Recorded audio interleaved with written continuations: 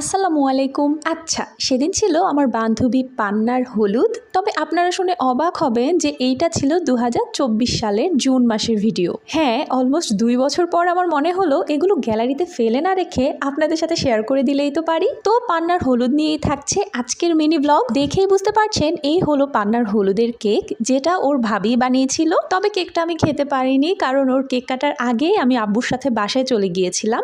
যাই হোক, সন্ধ্যায় আমরা যখন ওর হলুদের সবকিছু রেডি করছিলাম তখন সবাই মিলে চা বিস্কুট খাই। বিয়ে বাড়িতে নাস্তা বানিয়ে দেওয়ার মতো অবস্থা থাকে না, তাই আমরা নিজেরাই সব করে নিচ্ছিলাম। এতে ওর বাসায় আন্টি আঙ্কেল বা কারোই কোনো সমস্যা ছিল না। তাছাড়া পান্নার নিজের কোনো বোন নেই, ও 3 ভাইয়ের একমাত্র আদরের ছোট বোন, তাই সে বিয়ের কনে হওয়া সত্ত্বেও নিজেই সব করতে চাচ্ছিল। যাই হোক, এর মাঝে আমরা স্টেজে কি কি নেব সেগুলোর জন্য একটু আয়োজন করছিলাম। বলে রাখি, আমি কখনোই এগুলো কিছু বানাইনি, সেদিনই ফার্স্ট টাইম সবাই মিলে ট্রাই করছিলাম। একটা পেঁপে নিয়ে নৌকার মতো বানানোর চেষ্টা করছিলাম। এরপর আমারটা পছন্দ না হয় আমার ফ্রেন্ড ফাতেমা আমার থেকে নিয়ে উল্টা এটার হালুয়া আরো টাইট করে দিয়েছিল।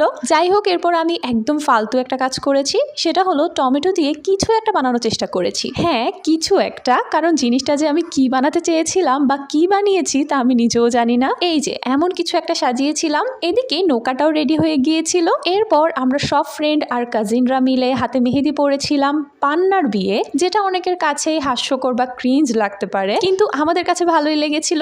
বিশেষ করে যার বিয়ে সে তো খুব খুশি হয়েছে।